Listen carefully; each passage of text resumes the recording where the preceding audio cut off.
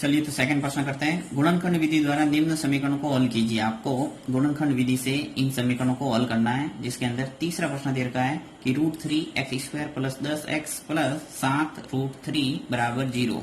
अब यहाँ पे इस गुणनखंड विधि से इस समीकरण को कैसे हल करेंगे, तो कल अपन ने एक प्रश्न किया था जिसके अंदर आपको मैंने बेसिक से बताया था कि किस ढंग से इसके टुकड़े बनाने और कैसे हल करना है। तो वापस एक बार फिर करते हैं।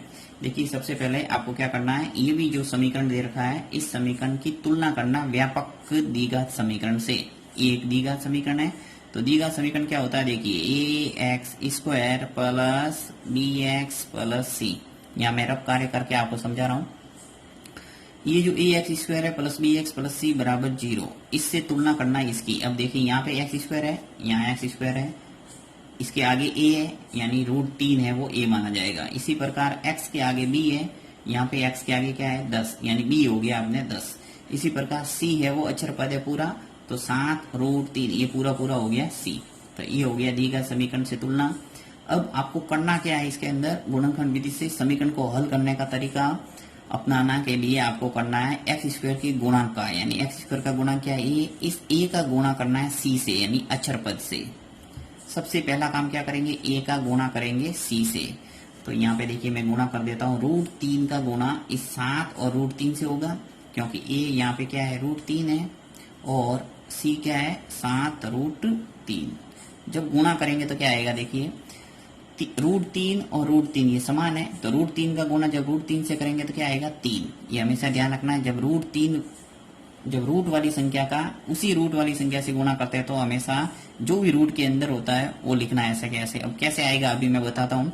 देखिए 3 और 7 ऐसा कैसा आ जाएगा, अब 7 का गुणा 3 से होगा तो क्या आ जाएगा 21, यानी √3 का गुणा जब 7 और √3 से करेंगे तो क्या आएगा 21, क्योंकि √3 का गुणा √3 से हो गया 3 और 3 का गुणा जब 7 से हो जाएगा तो आ जाएगा 21। अब मैं आपको बता देता हूँ कि √3 का गुणा √3 से करते तो 3 कैसे आया। देखिए कोई भी संख्या है, जैसे यहाँ पर बता देता हूँ कि √2 है मान लो, और √2 का गुणा √2 से करेंगे तो आपको 2 लिखना है। √3 का गुणा √3 से करेंगे तो आपको 3 लिखना है। अब आ रहा कैसे, घातांक नियम से। देखिए कोई भी संख्या है, जैसे √5 है, इसका मतलब क्या है 5 के ऊपर घात कितनी होगी 2। अब √5 और ऐसा का ऐसा √5 और है, उसका गुणा कर रहे हैं अपन, √5 का गुणा √5 से। अब √5 का गुणा √5 से करेंगे तो क्या हो जाएगा, देखिए 5 के ऊपर घात 1/2 आ गया, 5 के ऊपर घात 1/2 आ गया। तो घातांक नियम से क्या होता है, जब आधा समान होती है तो घातें जुड़ती है, तो यहाँ पे 5 और घातें जुड़ जाएगी 1/2 और 1/2। तो देखिए आधा और आधा जुड़ के कितने हो गए 1, यानी कि 5 के ऊपर घात कितनी आ जाएगी 1, और किसी के ऊपर घात 1 है, इसका मतलब क्या है वो 5 ही है।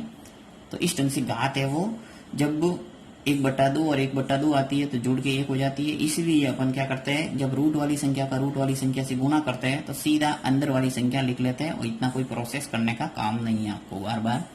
तो सिंपल सा आपको याद रखना है कि जब भी रूट वाली संख्या मिलती है तो अंदर वाली संख्या लिख लो बस। अब वापस आते हैं सवाल के अंदर। तो सबसे पहले a का गुणा c से करना था, तो c से मैंने कर दिया और आ गया मुझे 21। अब आपको करना क्या है, 21 के ऐसे टुकड़े करने हैं कि गुणा करने पर तो 21 आए और जोड़ने पर ये 10 आए। कल भी मैंने आपको बताया था कि बीच वाली संख्या ये b है वो आनी चाहिए, तो गुणा करने पर 21 आनी चाहिए और जोड़ने पर आना चाहिए 10। ऐसे टुकड़े होंगे 7 × 3। 7 का गुणा जब 3 से करेंगे तो आएगा 21, और 7 और 3 जोड़ेंगे तो आएगा 10। यानी आपको ये टुकड़े प्राप्त करने हैं और वो इस यहाँ पे रखने हैं। तो यहाँ मैं रख लेता हूँ। तो देखिए √3x², ये जो 10x है वहाँ पे मैं 7x और प्लस 3x लिख रहा हूँ, क्योंकि यही टुकड़े हैं, और बाकी c है उसमें कोई चेंज नहीं, 7 और √3 बराबर 0। अब यहाँ पे आपको दो संख्या के अंदर कॉमन लेना है, यहाँ से लगाकर यहाँ तक एक पूरा जोड़ा बनाना है और यहाँ से लगाकर यहाँ तक एक पूरा जोड़ा बनाना है। इसमें से क्या कॉमन आ रहा है, कॉमन का अर्थ है दोनों में होना चाहिए, इसमें भी होना चाहिए इसमें भी होना चाहिए। तो x मुझे ऐसा नजर आ रहा है जो दोनों में है, तो x ले लेता हूँ। फिर देखिए ऐसी कोई संख्या नजर मुझे नहीं आ रही है जो दोनों में है, इसलिए x ही कॉमन आएगा। अंदर क्या बचेगा, यहाँ से 2x थे, 1x बाहर आ गया तो 1x बचेगा, और √3 तो ऐसा का ऐसा बचेगा ही। फिर प्लस ऐसा का ऐसा, यहाँ से x है वो बाहर ले लिया तो अंदर क्या बचा 7। यहाँ से बात कंप्लीट हो गई। अब इसकी बारी, प्लस 7 आ गया।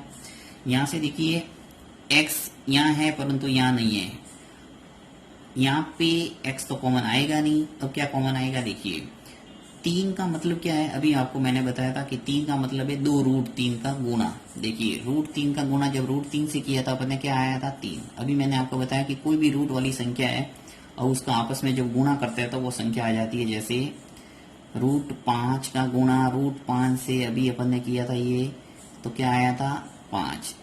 यानी कि 3 का मतलब क्या है, रूट 3 इंटू रूट 3। तो यहाँ 2 रूट 3 है और यहाँ रूट 3 है, तो रूट 3 है वो कॉमन आ जाएगा। तो जब 2 रूट 3 यहाँ थे तो उसमें से एक रूट 3 अपन ने बाहर ले लिया तो अंदर क्या बचेगा, एक रूट 3 और x है वो ऐसा का ऐसा बचेगा। फिर प्लस यहाँ से देखिए रूट 3 है वो बाहर आ गया और अंदर क्या बचेगा 7 और फिर बराबर 0। नेक्स्ट देखिए वापस ये पूरा पद यहाँ से लगाकर यहाँ तक और यहाँ से लगाकर यहाँ तक ये पूरा पद है। वापस क्या कॉमन आएगा, ब्रैकेट रूट 3 x प्लस 7 ये कॉमन आ गया तो अंदर क्या बचा, यहाँ से x रह गया और यहाँ से बच गया रूट 3। ये तो हो गया इसके गुणनखंड। अब वापस अपन को इसने हल करने का बोला है। सिर्फ ऐसा बोला होता कि दी का समीकरण को हल कीजिए, तो हल करने का अर्थ यही होता है कि x का मान लाना। अब यहाँ पे x की वैल्यू निकालने के लिए क्या करेंगे, अपन दोनों को 0 के बराबर करेंगे। तो देखिए रूट 3x प्लस 7 बराबर 0 और फिर वापस x प्लस रूट 3 बराबर 0। दोनों को 0 के बराबर कर दिया तो रूट 3x बराबर क्या आ जाएगा 7। ये प्लस का 7 पक्षांतर होके इधर गया तो क्या हो गया माइनस का 7। x बराबर आ जाएगा -7 बटा रूट 3। गुणा का भाग लग गया, यानी एक तो आ गया 7 बटा रूट 3, दूसरा आ जाएगा x बराबर माइनस रूट 3, क्योंकि रूट 3 है वो पक्षांतर हो गया इधर जाएगा तो क्या हो जाएगा माइनस का रूट 3। तो ये हो गया दोनों आंसर। यानी दी का समीकरण है तो 2 उत्तर आएंगे, त्रिघात है तो 3 आते हैं।